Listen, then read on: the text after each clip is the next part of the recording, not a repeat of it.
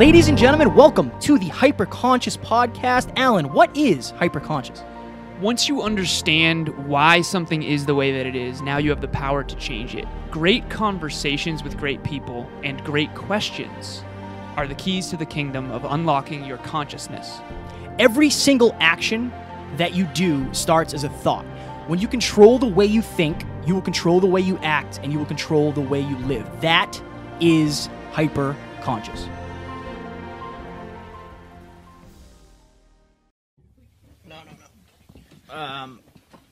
Geographically.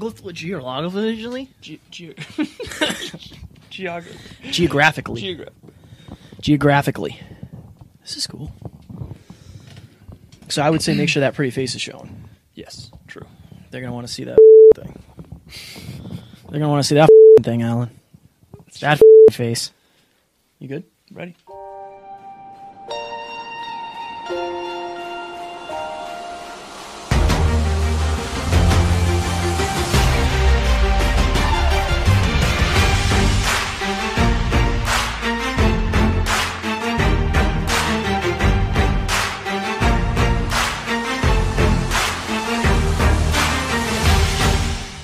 Ladies and gentlemen, welcome back to another very special, as always, episode of the Hyperconscious Podcast. We hope you enjoyed our latest Small Talks episode where we talked all about the word identity. Today we are going to do a Scratching the Surface episode on creating good habits and not slipping into bad ones.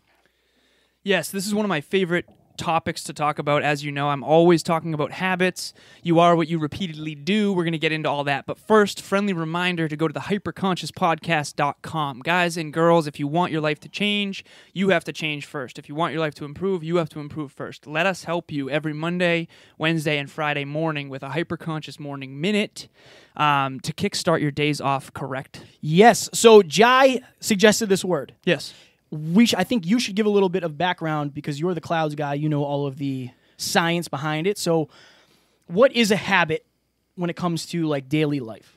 So again, one of my favorite quotes of all time by Aristotle was, "You are what you repeatedly do. Excellence, therefore, is not an act, but a habit." I think that lifestyle design, we're all a product of our habits. So to define what a habit is first, to answer Kevin's question, is I think a habit is something that you've done enough times to where you're doing it almost automatically. Okay. So how do you know what a good habit is and how do you know what a bad habit is? That's a perfect question. So it's all predicated on what you want more of. So being hyperconscious is all about understanding what you want more of and what you want less of, and then understanding what actions and thoughts are creating those outcomes. So a good habit and a bad habit are completely predicated on what you want. So Newton's third law, every action has an equal and opposite reaction. So cause and effect, right? So if I were to drink too much water, that's the cause. The effect would be that I have to go pee. In your pants. In my pants. Cool. Which I've done several times. No, I'm kidding. But so if you want to design your life, you're going to have to also design your habits that are bringing you more towards that life that you want. So there's a great book called The Power of Habit by Charles Duhigg, which I'm actually hoping to get on the show at some point. I actually have that in my queue on Blinkist. Oh, nice. Yes. Oh, the book? Yeah. Oh, beautiful. So there's a trigger, a behavior, and a reward. So there's something called the habit loop, where there's a trigger, behavior, and reward. So the trigger, for example, might be, let's say you see a pack of Oreos and you love Oreos and they're over there in the corner. Your trigger might be the visual of seeing that Oreo box, right? The blue and white and all that. The behavior is to go over and eat an Oreo. The reward is the dopamine hit you get from the sugar high. That is going to become a habit if you allow yourself to do that every day. So if we want to design our life, we have to first design our triggers, our behaviors, and then where we're being rewarded. The problem with habits is this. Delayed gratification. There's this great TED Talk where they took kids in a room and they put a marshmallow in the room with them alone. And they said, the longer you wait, you'll get another marshmallow if you don't eat that marshmallow. And there's a very small percentage of kids that were able to actually wait. It's actually really funny if you watch the clips of these kids trying not to eat the marshmallow. They're like tasting it, licking it, smelling it. But delayed gratification is something that our culture right now struggles with almost more than anything. So here's the thing. Good habits are, yes, predicated on the results you want to see in your life and the life that you want. But good habits tend to be really hard to create and easy to destroy. Bad habits are really easy to create and difficult to destroy. And the science behind why that is because a good habit typically doesn't get rewarded until way later. So, for example, if you want to start going to the gym, the gym is one of my favorite analogies for life because it's physics. You want to be healthy, you want to start going to the gym. You go to the gym, you're not going to start seeing results until 2, 3, maybe even 4 weeks out. Whereas if you eat the Oreo, you're going to get the result right away, that dopamine hit. I had 3 Oreos today. 4, actually, as a matter of fact. Double stuff? Now that we're talking. No, they are 70 cows per. peanut butter and chocolate. Nice. Yeah, they're good. So I think if you're listening to this, and I am guilty of this as well, and I'm assuming most people are, and maybe guilty is not the word, but do you get lost in your Instagram feed? I do, yeah. I would say no matter what your goal is, if you're mindlessly looking through your Instagram feed, that is a bad habit. Yeah. Because for all sorts of reasons, it's not always just cut and dry like, because I'm doing this, I'm not doing something else. No, a bad habit could also be it's making you feel worse about yourself because you're scrolling through bikini models pages and you're saying, I don't look like that. Right. Or you're scrolling through physique competitors pages or people who have Ferraris and Lamborghinis. It makes you feel bad about yourself. When you have a vision, when you have a goal, when you have ambition, you, like Alan said, you have to make sure that your habits match the outcomes that you want. Now, it's interesting because even when I'm having the best habits I've ever had, I always feel like I do still have some bad ones. Yeah. I think that's kind of normal. I think it is too. I think 80-20 tends to be...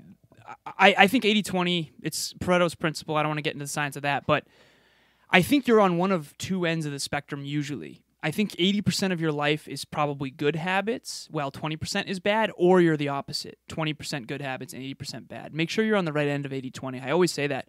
But I think it's important to mention that let's define a good habit and a bad habit. I think you asked me that earlier, and I did a lot of clouds, but let's put it this way.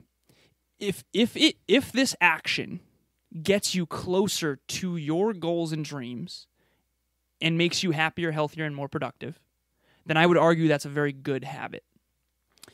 If it doesn't get you closer to your goals and dreams and doesn't make you happier, healthier, or more productive, then I would argue that that's a bad habit. So it all depends on what you want. So it really does come down to reverse engineering more of the outcomes that you actually want to see in your life. And then you create the causes that are going to, or the effects that are going to, the causes that are going to create those effects. Let's get vulnerable. What are some of your bad habits? Oh, I love that. Let's just do it. So one of my bad habits, I would argue scrolling through Instagram for sure. Yeah. I try to create on there, but a lot of times I'll get lost in other people's... Lost in the sauce, as we say. And if you find yourself, it's because Instagram is created that way. Yeah. That's why they cater your content, and next thing you know, you've been looking at it for 45 minutes. It's literally designed to... And here's the truth. Let's talk about this. So, goddamn.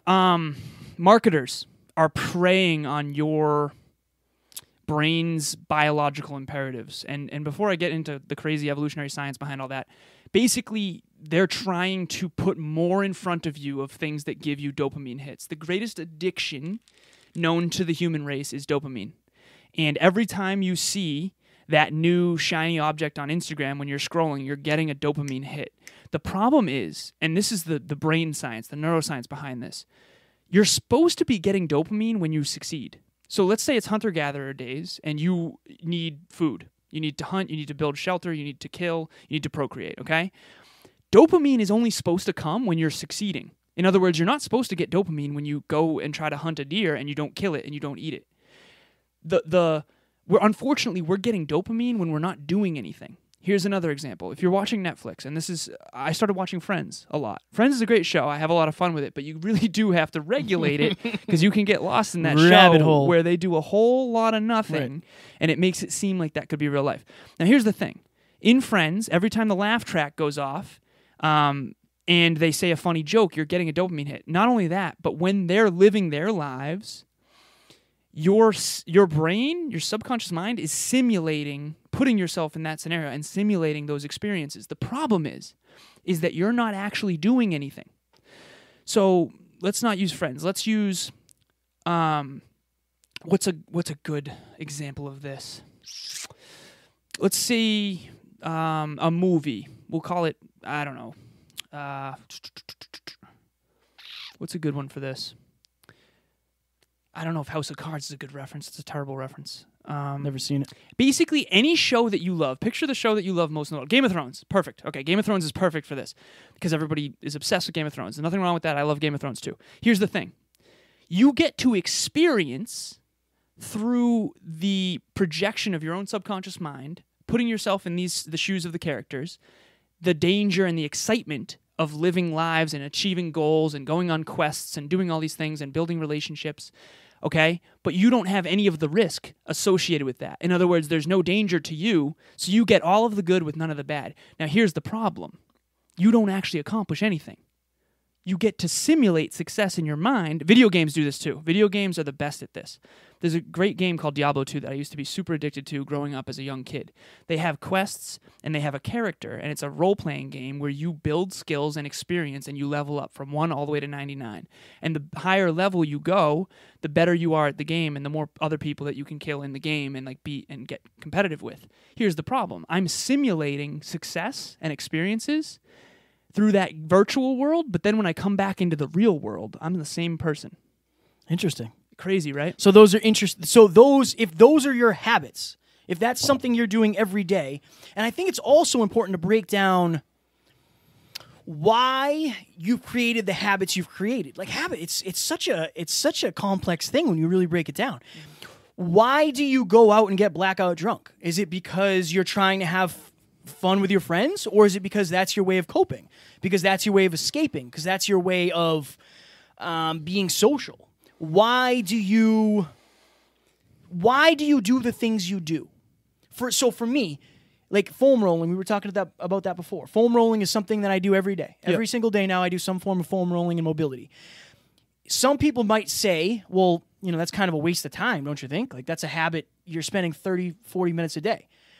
Because I don't see immediate results. Right. I do not wake up the next day better, necessarily, consciously, because I have foam rolled. But it's like the gym's the same way. The good habits pay off. Eventually. With dividends in time. Eventually. The bad habits pay off with negativity almost immediately. Exactly. That's almost that's basically the definition of a good and bad habit. I wanted to get a little vulnerable here too. So I was at a wedding. And for those listeners out there, Kevin just said, question your habits. Like, why am I doing this? And I had a moment where I'm like, okay, I used to drink a lot. And before I questioned that much, before I became more hyper-conscious and started questioning myself more often, I would kind of just do it thinking this is what people do. And by the way, I was around a lot of people where that's just kind of what they do. That's fine. But once you start to question it, you go, okay, why am I drinking? You start to realize that maybe the reasons why you're drinking aren't as simple as you thought originally. So I went to a wedding. Shout out to Pat and Gina. Amazing wedding. It was in Providence at the public library, which at first sounded a little interesting to me, but it was actually an unbelievable venue, unbelievable time.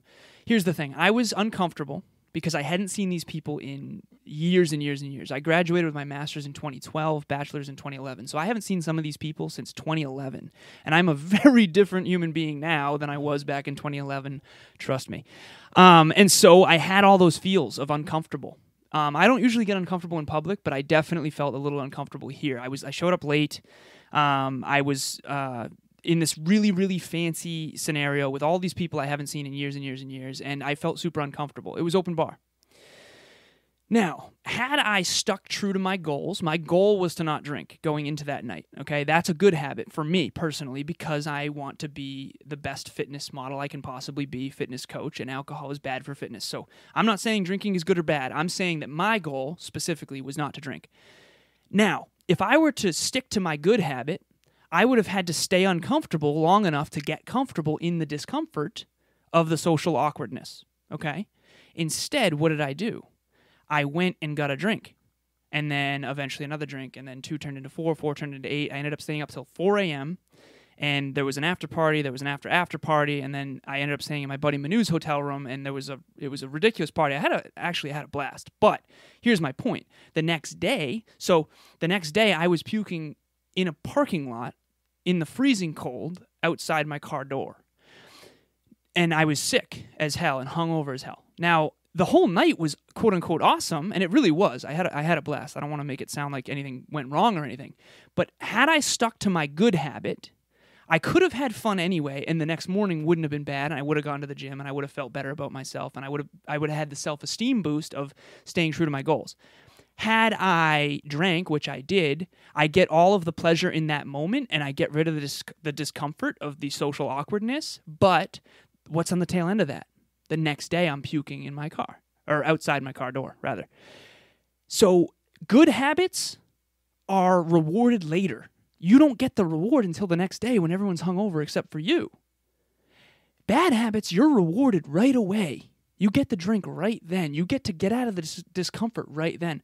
And unfortunately, all of the businesses and marketers out there, not all of them, but most of them, are preying on their ability, on your want to get out of discomfort. And that's kind of the opposite of what we do. We want to kind of help you do what's best for you in the long run, not just what feels good in the moment. And speaking of what feels good in the moment, I'll be vulnerable. My story is not as good as that. I mean, good for you. Huh. No, I'm just kidding. It wasn't that good. No, I know. Trust me. We were talking the next day, and I got hammered that night as well.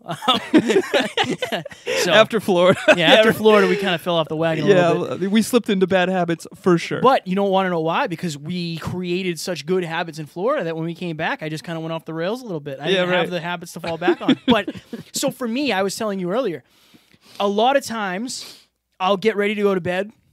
It'd be like 9:30. I get up at 4:30. So I'm thinking, okay, 9, 10, 11, 12, 1, 2, 3, 4, 7 hours. Pretty good. Right. Let me throw on Parks and Rec here real quick. Yeah, just watch one episode. Just one episode, yeah. Now, famous last words. What a habit is something that you do and you keep doing and you consistently do almost to the point where you don't know. It just becomes regular, right? So that's how smoking happens. Yep. It starts as you trying it, you continue doing it, and then it becomes a habit. Drinking, a habit. Whatever it is. Cheating can become a habit. Anything can become a habit if you do it long enough. But what is that Netflix, what is that Parks and Rec actually doing? Well, it's comfort in the moment. Yeah. That's all. That's what the bad habits are. So this episode is creating good habits versus slipping into bad ones. Creating the good habits are when you realize you need to make a change in order to get closer to your goals. Yep. When you're slipping into bad habits, it's usually because you're looking for an escape in the moment. It's usually because you're looking for comfort. It's usually because you're not making the harder choice. Yeah. Usually the bad habit is the easier choice. Yes. And I think that if you're listening to this, you have to be honest with yourself about what your bad habits are. Bad habits can also be negative self-talk. Yep. They can be not listening. They can be not being present. They can whatever it is that's taking you further away from your goals, whatever it is that you're not happy about, not proud of. I'm sure you weren't proud that day, no. right? When it hurts, you know it's a bad habit. That's the time to create a new habit when you're in pain. Yeah, 100%. You know, and I think a lot of people if you're listening, when I say a lot of people, I don't mean you because you're taking a giant step in bettering yourself. But I would say a lot of people get comfortable with bad habits and they'll make an excuse for everybody does this. Yeah. Everybody has their vice. Nobody's perfect. At least it's better than doing this. I used to do this and now I'm only doing this. That's fine. But don't justify your bad habits. Your bad habits not only are going to hurt you, but if you're dating somebody, they could hurt them. Yeah. They can hurt your friends. They can hurt your family. They can hurt your coworkers. Whoever you're spending time around.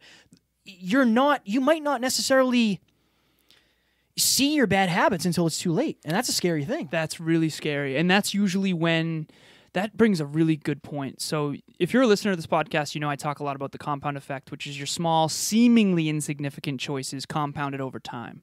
Good habits are hard to see the difference. Like, as a matter of fact, all habits. It's hard to notice the big difference, right? Okay, 1 beer, no big deal. The next day, 2 beers, no big deal, right? So everything in your life has this sort of ripple effect. And what Darren Hardy says is that if he could take the space-time continuum and shrink it, right?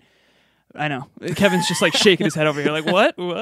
But okay, your first cigarette, right? Is it one cigarette or is it a potentially bad lifetime habit that could lead to lung cancer? See, the way you see something will change the way you behave. And what Darren Hardy says is if you could smoke that first cigarette and then I could shrink the space-time continuum and show you your shriveled face, old, lung-cancered face 40 years from now, you wouldn't smoke again.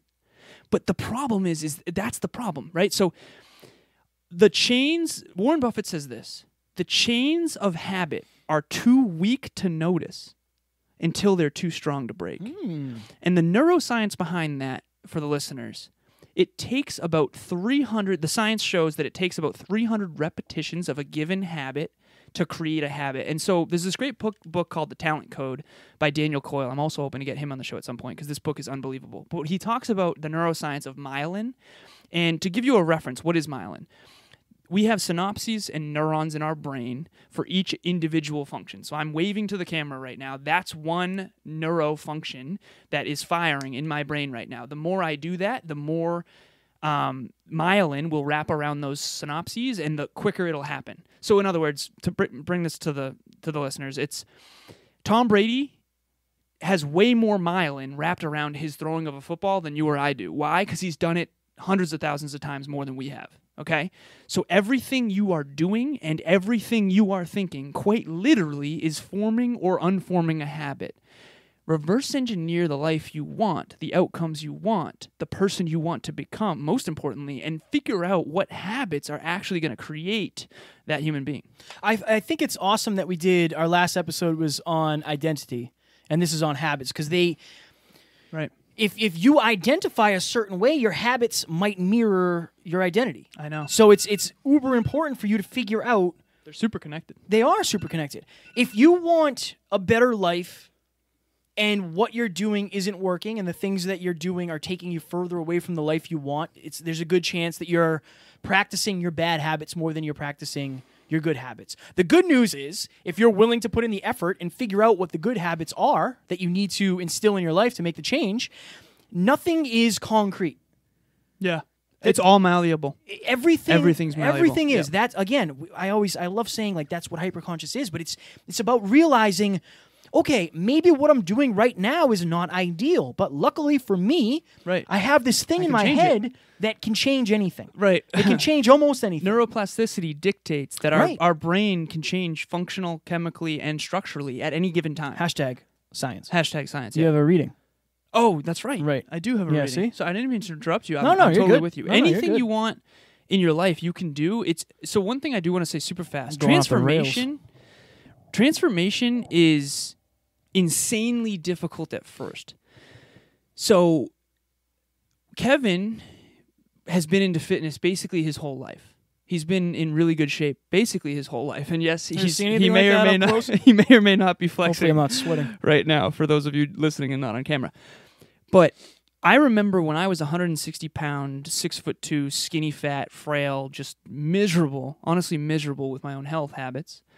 It was really, really fucking hard for me to change those habits. It took me years to get rid of my drinking habit. Literally years. Actually, to be completely frank, I feel very, very good about it right now. I don't have much pull anymore, but for the longest time, I struggled with that. So if you have a bad habit that you've had for 10 years, please don't expect to change it overnight. Please know that it's going to be really hard to change, but that you absolutely can change it, and that you absolutely should. And it will be worth it. And it will be worth it. Oh, it'll be so worth it. I literally the booze thing is closest to my heart because it was my worst habit by far. And I really have overcome it. I write down on my flashcard every day that was my kryptonite. And it's just, I feel like I've overcome it, truly. And it took me fucking years. So you can do it. You absolutely can fucking do it. Whatever that kryptonite is for you, just get rid of that shit and be willing to fail forward. I can't even tell you how many times I screwed up, but failed forward, and here I am today. So, all right, dramatic reading time. I'll try not to butcher this one like on the last episode. Right. Dude can't even read. The kid can't even fucking read. Man. Okay, so this is from a book called The Greatest Salesman in the World by Og Mandino. This is one of my favorite books of all time. As a matter of fact, it's almost always on my person in my backpack. Okay. In truth, the only difference between those who have failed and those who have succeeded lies in the difference of their habits. Good habits are the key to all success. Bad habits are the unlocked door to failure. Thus, the first law I will obey, which precedeth all others, is, I will form good habits and become their slave.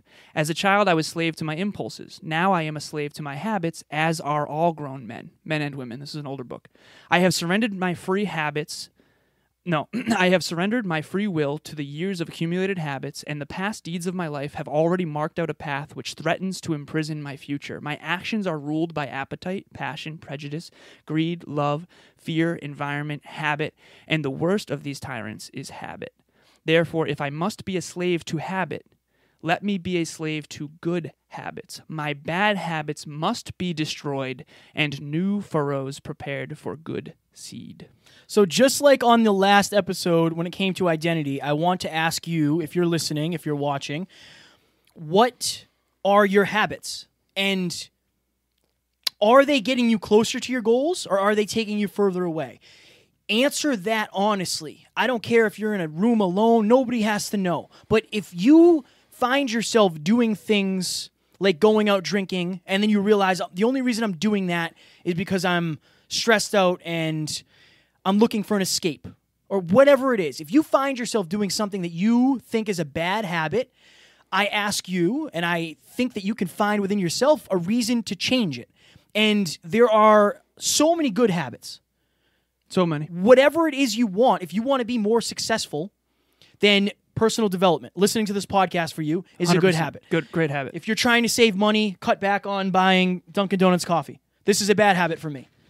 Dunkin' Donuts will not be paying us right for saying that. Not for that. Right. But, whatever it is, if that's in alignment for you, if fitness is your goal, a good habit is tracking your macros. A good habit is going to the gym. A good habit is surrounding yourself with people who are into fitness. It's like, if it gets you closer to your goal, it's probably a good habit.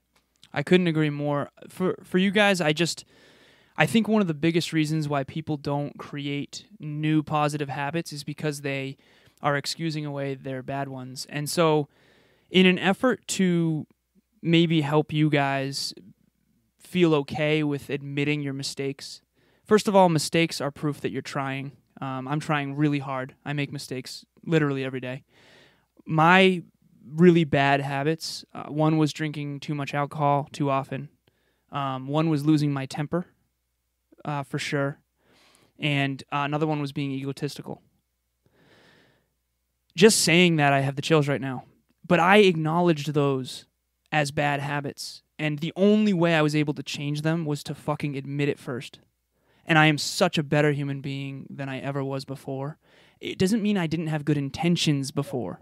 But good intentions will only get you so far. You have to really work on these things if you want to change them. Let's get wasted. Jesus. Just kidding. Yeah. Seriously, just kidding. Yeah. Ladies and gentlemen, we hope you enjoyed listening as much as we enjoyed recording, and we will talk to you later. Talk to you soon. Bye. Ladies and gentlemen, thank you so very much for listening to another episode of the Hyper Conscious Podcast. Going hyper-conscious will absolutely change your life, because if you understand why something is the way it is, now you have the power to change it. If you going hyper-conscious with us has changed your life in any way, please share this episode with one of your friends, because the more people that go hyper-conscious, the better this world's going to be for everybody. And if you would kindly leave us a 5-star review on iTunes, that would help us make more people hyper-conscious, and we would be greatly appreciative. Thank you. Bye.